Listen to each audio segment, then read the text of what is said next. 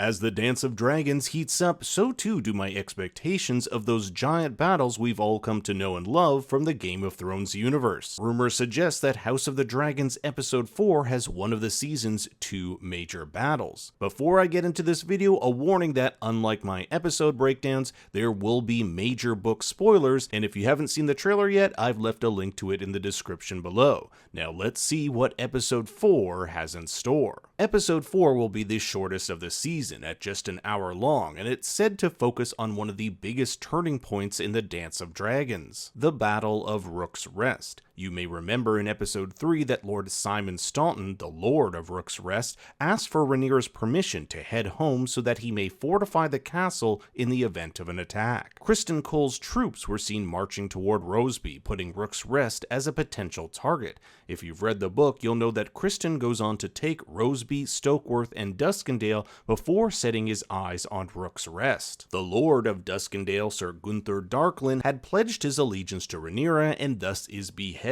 He is the nephew of Sir Steffon Darklyn, Lord Commander of Rhaenyra's Queensguard. Here we have a soldier atop the ramparts as Criston's army waits along the edge of the forest. In the book, Criston holds off on attacking, preferring to starve Lord Staunton instead. This is all part of a calculated plan to force Lord Staunton in asking for Rhaenyra's aid. Criston wants to lure Rhaenyra into a trap, for he has hidden several dragon-killing ballista as well as 2 dragons, Vhagar and Sunfire, to kill anyone in their path. Last episode we saw how Aegon held himself back from going to war, but it looks like something has changed as we'll see him atop his dragon, Sunfire. Here's Alicent talking to Larys Strong. We can make out his cane on the left here. I just hope her feet are covered. Check out this shot of soldiers under the House Darklyn banner. This may be the Battle of Duskendale, for the next shot is of Criston's army readying their arrows in House Darklyn's direction. In a later shot we'll see that soldiers from House Darklyn fight along soldiers from House Roseby and Stokeworth. So it looks like the show is combining the takeover of these locations into one battle. Here we have a soldier loading a crossbow along a rampart. My guess is that this is a member of House Staunton at Rook's Rest. Aegon sure seems conflicted in the trailer. He slams his small council ball and looks like he doesn't know what to do. Alicent has taken a bit too much wine and openly chastises her son, the king, saying,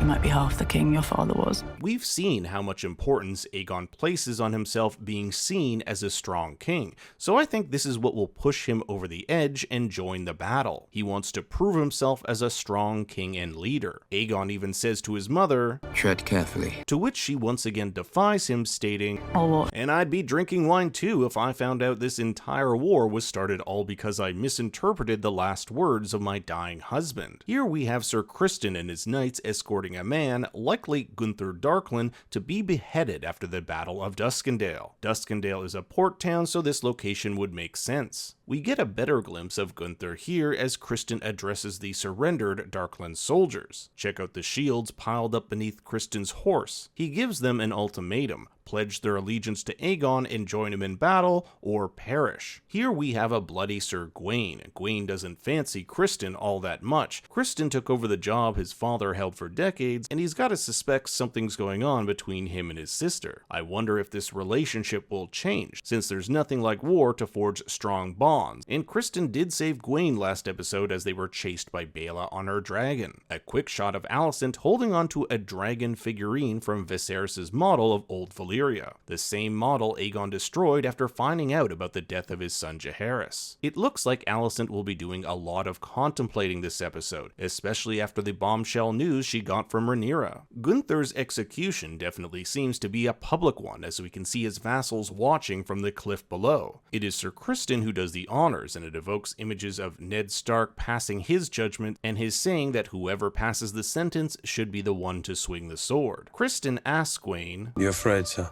"What? I'm rational." This could mean one of two things. Either Gawain is afraid and not the mighty knight he's cracked up to be, or maybe it's Gawain who suggests this surprise attack against Rhaenyra. I could totally see Cole wanting to attack Rook's Rest head on, but Gawain says, look, let's starve them out instead and wait for Rhaenyra to come. That way we can catch them by surprise. This is what he could mean by saying he's rational. And here she is, that hoary old bitch, as she's referred to in the books, Vhagar. Upon hearing of the siege of Rook's Rest, Rhaenyra Rhaenyra sends Rhaenys and her dragon Meleys to provide aid, and an epic battle ensues between these two dragons. It is said that if it were just Vhagar and Meleys fighting, Meleys may have stood a chance, but Rhaenys must also contend with Aegon and Sunfire. I would not be surprised if this initially starts off as a battle between Vhagar and Meleys. Meleys gains the upper hand, and when it looks like Vhagar and Aemond are doomed, Aegon swoops in and saves his brother. Here's Daemon somehow in King's Landing staring at the empty Iron Throne. Having experienced a weird dream/vision at Harrenhal last episode, I imagine this is more of the same, likely caused by this mystery woman, Alice Rivers. If you want to know a little bit more about her, do check out my episode 3 breakdown. This is one of my favorite shots in the entire trailer as Criston's army descends upon Rook's Rest. Here we see Rhaenys on Dragonstone with Meleys in the background. She is likely getting ready to take off towards Rook's Rest, where she will meet her unfortunate demise. It makes her goodbye with Corlys last episode all the more important. Some action shots of Criston in battle, followed by our first good look at Aegon atop Sunfire. This is him leaving the dragon pit in King's Landing. Here's another great shot. Gwaine looking a bit shocked. Perhaps he's witnessing the hundreds of men that will be burned alive in this giant battle,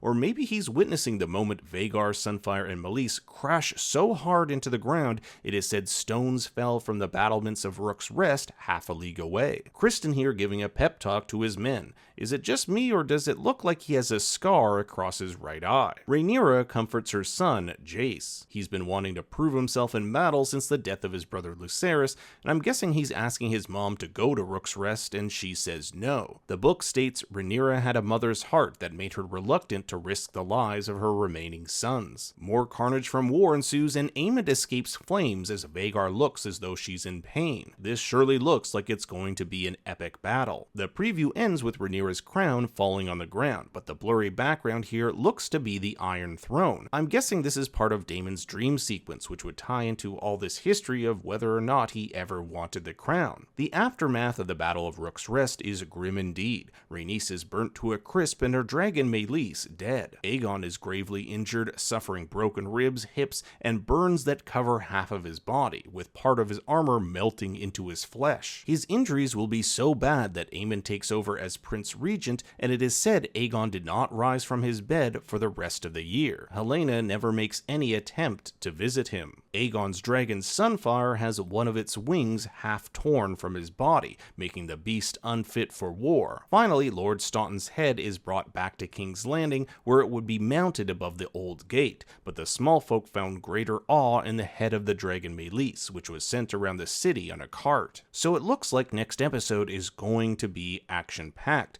But now I turn it over to you. How do you think next episode will play out? I want to hear your thoughts and theories in the comments below. Thanks for watching, be sure to like and subscribe, and for more bad takes you can follow me on Twitter and Instagram at ThinkStoryYT. Until next time, remember, Daddy loves you very much.